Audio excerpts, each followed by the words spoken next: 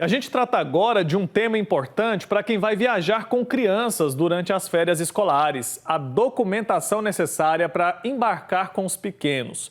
Para nos ajudar a entender mais sobre esse assunto, eu recebo agora a Marisa Pinho, que é advogada especialista em direito da família e sucessões. Ela está conectada aqui com a gente. Doutora, bom dia, bem-vinda. Bom dia, Kê. Muito obrigada pelo espaço. Eu que agradeço, viu, pela presença, ainda mais para tratar de um assunto tão importante e tão delicado também, né? Então, para começar, eu queria entender quais são os documentos básicos que os pais ou os responsáveis devem ter em mãos ao viajar com as crianças. Como que a gente pode se antecipar para fazer, então, uma viagem tranquila? Tá. Quando a gente está falando de viagens com crianças ou adolescentes, nós temos vários cenários possíveis a depender de para onde essa viagem será realizada. Tá?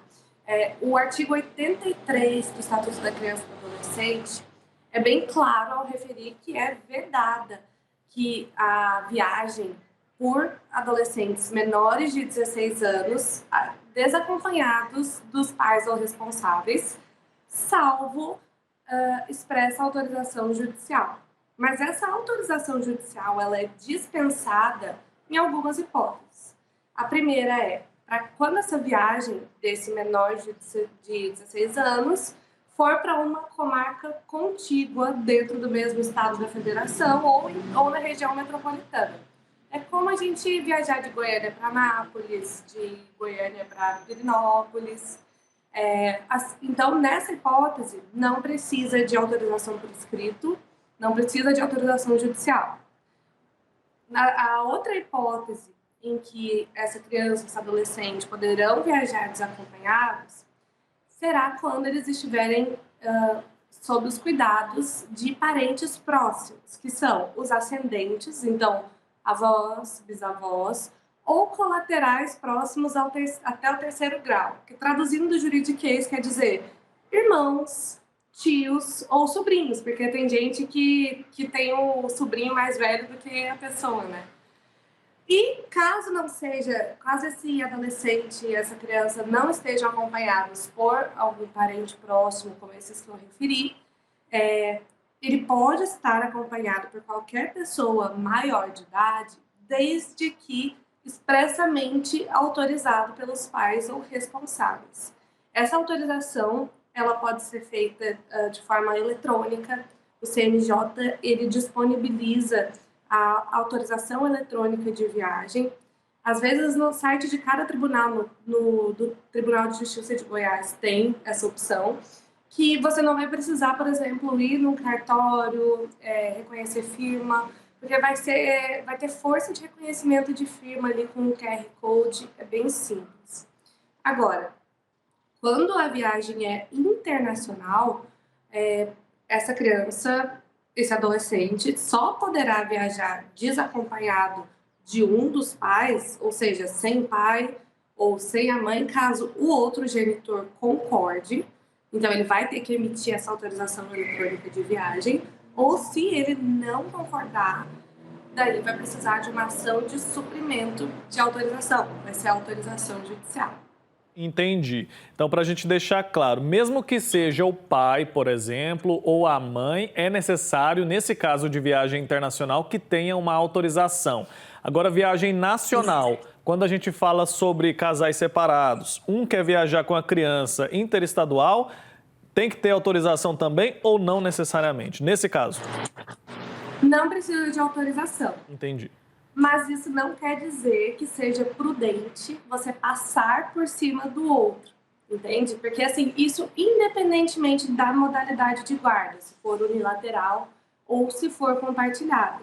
É sempre, como isso se trata de uma informação relevante sobre a criança, não só do ponto de vista da rotina dela, como da segurança. Às vezes a pessoa vai viajar para a praia, vai viajar para algum lugar que, enfim, que vai colocar a criança em risco, é uma prerrogativa do outro pai saber disso, tá? Agora, se a guarda for compartilhada, a pessoa necessariamente vai precisar que o outro dê a sua anuência para viajar. Claro que se a pessoa for parada polícia rodoviária, estando na companhia de um dos pais, não vai ser a polícia que vai parar esse pai e essa mãe. Mas isso pode trazer consequências no âmbito de uma ação de guarda, inclusive com acusações de alienação parental. Perfeito. Agora, se a guarda for unilateral, essa anuência por parte do detentor da guarda, ela não é necessária.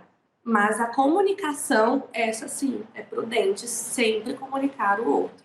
É prudente, é uma questão de bom senso também, né? Acho que isso deve prevalecer. De qualquer forma que a gente puder evitar um conflito, é melhor. Então vamos pensar dessa maneira. Mas nos casos em que exige a intervenção judicial, de que forma que isso acontece? É um processo simples, costuma demorar muito ou não? De que forma essa autorização judicial funciona? Eu vou começar pela sua segunda pergunta. Se costuma demorar ou não. Eu sempre comento com os meus clientes que o tempo ele é percebido de forma diferente pelo advogado e pela parte, né? Pela pessoa que está diretamente na sua vida esperando por aquela resposta. Para a parte, não é rápido, porque a gente está falando de um processo judicial. Então, por mais que ele tenha ali um pedido de tutela de urgência, sabe? Uma liminar, porque, gente, eu tô com uma viagem marcada, etc, etc. O judiciário tá abarrotado de processos, assim, então vai demorar. Talvez você não consiga essa autorização a tempo. Então, é sempre importante que você planeje com muita antecedência. Eu recomendo um mínimo de 6 meses antes da sua viagem você entrar com a ação. Se for uma viagem internacional ou se for um dos casos de viagem nacional que precisa de autorização. Porque para quem é do ramo, né, para quem é do direito, é sim um processo célere. Mas assim, para quem está diretamente envolvido, quem está ali esperando o seu resultado, né? Nossa, eu vou poder ou não viajar com meu filho?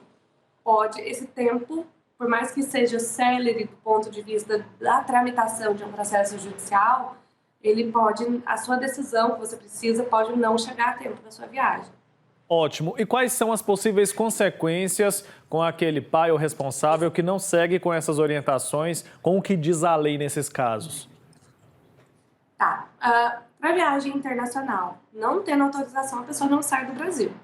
Isso não é uma possibilidade, porque seria sequestro internacional de criança.